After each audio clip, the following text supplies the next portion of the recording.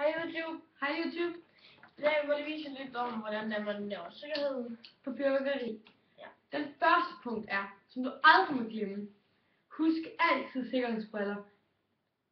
Også indenfor. Sikkerhedsbrillerne, de er faktisk næsten lige så kraftige. Hvis man ligger ned, og man fører dem her lige op, så kan I faktisk næsten holde til det. Bare lad være med at gøre det. For det kan ske, at den sikkerhedsbriller ikke er så god. En anden ting man ikke må, som der står her. Fyrværkeri bruges kun udendørs. Ikke så godt at bruge dem indenfor, for nu skulle de op loft og kommer de ned igen. Bum, siger jeg så er I alle som døde. Ikke så klogt. Man må aldrig nogensinde til den her fast med jorden, fordi så flyver den ikke op. Og så springer den bare herned. Og en anden ting, man altid skal gøre med fyrværkeri, er at tjekke, at det er i orden, inden man køber det. Så man køber den. Så ved man det der. Reglerne der skal være på dansk. Ja, hvis du bor i Danmark, hvis du bor i England, så skal det være engelsk. Så skal det være bor du i Tyskland, så skal det være tysk. Ja. Så, okay, vi hører noget sikkerhedsinformation om den her. Sikkerhedsinformationer.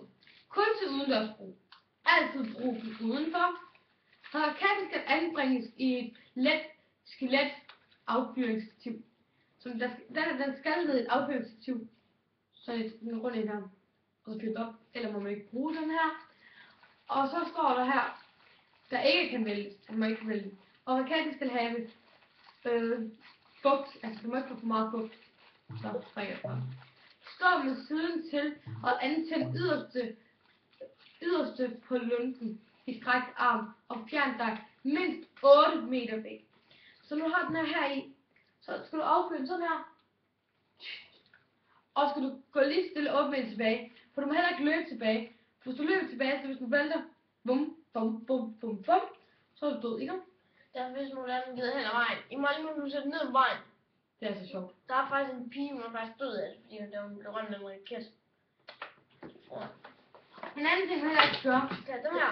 Dem kender jeg nok alle sammen, ikke? Det er selve den heksehyl. Ja, og så er der lidt skrue.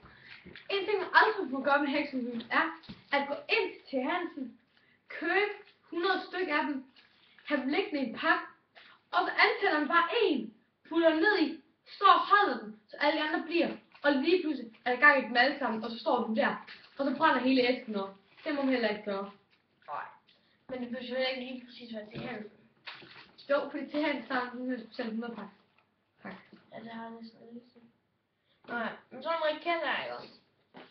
Hvis man har meget gang i den, ikke også? Altså meget gang i den, så er der over 47 gram krudt i. I den her er der 36,3. Og der er et fyrværkeri, som man må holde i hånden. Det er stjernekaster. Det er det eneste fyrværkeri, man må holde i hånden. De er heller ikke så stærke. Hvor mange gram krudt er der i den? Der står faktisk ikke, hvor mange gram krudt er der i den. Okay. Håndholdte stjernekaster. Hold stjernekasterne ud i luften i en god afstand fra kroppen. Så selvom dem her stjernekaster kan holde hånden, så står man sådan her, vel? Du kan holde dem sådan her, for det kommer lige ved gnister ud, ikke? Antænd stjernekaster i den yderste spids, altså skal heroppe i kernen. Så står det her, brug kun én af gangen. Der sker ikke noget, hvis du gør 2 eller 3, det har jeg da også prøvet. Ja, sådan som den her raket er, ikke? Jeg mener nok, at det er 4 eller 5 gram, der skal bruges for, at den flyver op i luften. Og der kan man jo selv sige, at den her, den er 15,2 gram, den her. Og den her er der jo 36 i, ikke? Så der er jo rigtig meget i forhold til, fordi de flyver op i luften.